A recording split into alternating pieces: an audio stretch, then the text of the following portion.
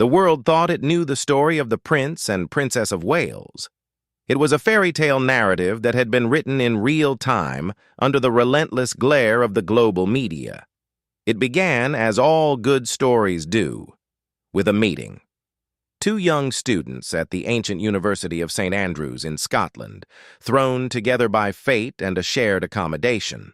There was the dashing, if slightly uncertain, heir to the British throne, William, and the confident, bright-eyed daughter of former flight attendants, Catherine Middleton. She was not born into the gilded cage of the aristocracy. She was a commoner, a detail that made her all the more intriguing to the public and all the more scrutinized by the press. Their early years were a study in contrast to the polished performances required of them today. They lived together as students, and a decision that was both modern and, for the stuffy expectations of the monarchy, quietly revolutionary. William paid £200 to watch her walk in a charity fashion show, a moment he later admitted was when he realized she was something special. They shared a naughty sense of humor, a bond of easy laughter that would become their private shield against the world. But a shadow loomed. William, having witnessed the destruction of his parents' marriage under the media microscope, was terrified of commitment. He had inherited what one royal author described as his father's fear of commitment, and in 2007, the pressure boiled over into a painful, albeit brief, split. It was in the aftermath of that breakup that the foundation for their future was truly laid. Determined not to lose her, and William proposed a trip to a private island in the Seychelles. It was there, away from the cameras and the clamor, that the prince made a quiet, solemn pact with the woman he loved. He told her she was the one, but he was not yet ready for marriage. He promised her his unwavering commitment, asking her to wait for him, and in return, she agreed to give him the time he needed. It was a promise born of love and a deep, abiding fear of repeating the mistakes of the past. 3 years later, true to his word, he proposed in Kenya, placing his mother's iconic sapphire ring on her finger, a ring that symbolized both a tragic loss and a hopeful future. On their wedding day in 2011, as they climbed into the open-top carriage for the procession through London, there was a moment the world missed. As the roar of a million voices washed over them, and Catherine, still in her breathtaking Alexander McQueen gown, turned to her new husband and asked a simple human question. "Are you happy?" His response was immediate and from the heart. "It was amazing. I'm so proud you're my wife." In that moment, they were not just prince and princess. They were William and Catherine, two people who had fought for their love and won. The decade that followed was a masterclass in navigating the tightrope of modern royalty.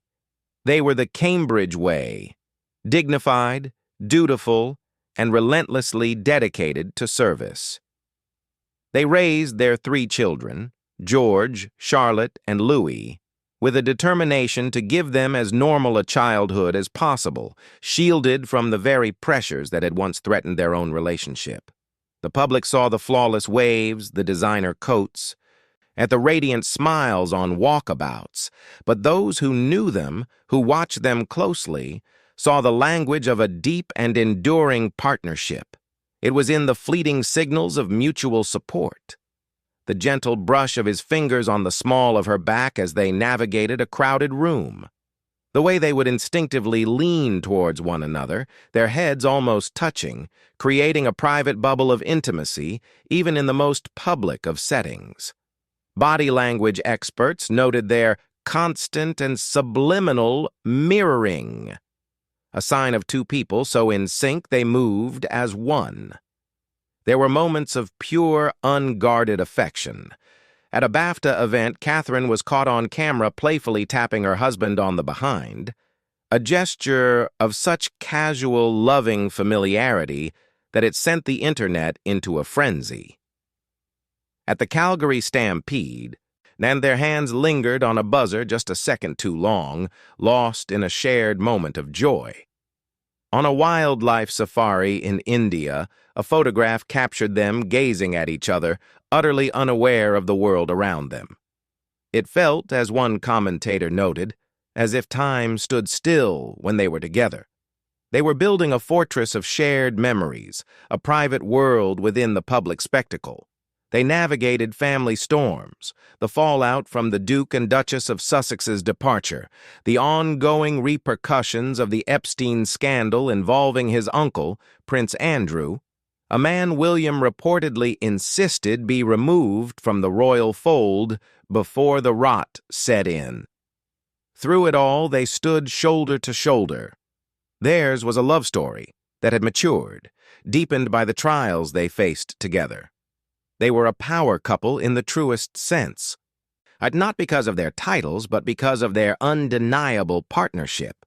But fortresses, no matter how well built, can be breached by enemies that do not announce themselves at the gate. In early 2024, the enemy came from within. The world had been speculating for weeks about Catherine's health after a planned abdominal surgery led to her extended absence from public life. The rumors, fueled by the vacuum of information, were vicious and relentless. And then, on a quiet Friday evening in March, the Princess of Wales appeared on a video message. She was seated on a garden bench, her voice steady but laced with emotion.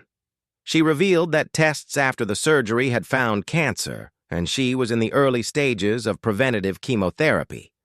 The shock was global.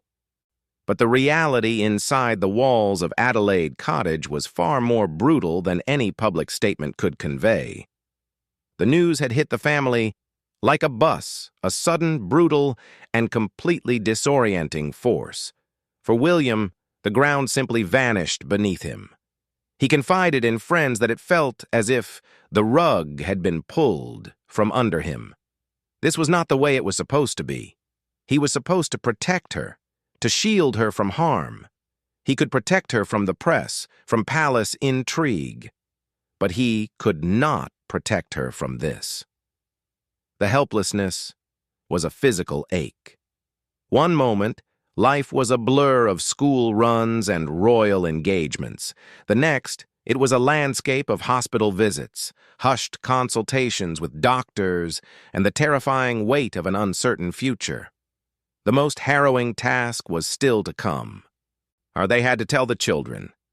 They sat down with the three of them, George, then 10, Charlotte, 9, and little Louis, just 5. William and Catherine steeled themselves, finding words that were both truthful and gentle. They told them that Mummy was ill, but that she was going to be okay.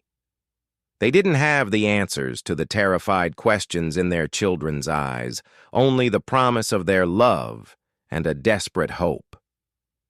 As Catherine retreated from public life to focus on her treatment, William took on the role of a shield. He managed the household, cooked dinners, and arranged playdates to provide a semblance of normalcy for their children, all while carrying the crippling fear for his wife. He was the Prince of Wales, the heir to the throne, but in those long, dark months, his only kingdom was his family. A friend described watching him go through it as deeply emotional, seeing heartbreak, fear, and helplessness all at once, etched into his very being.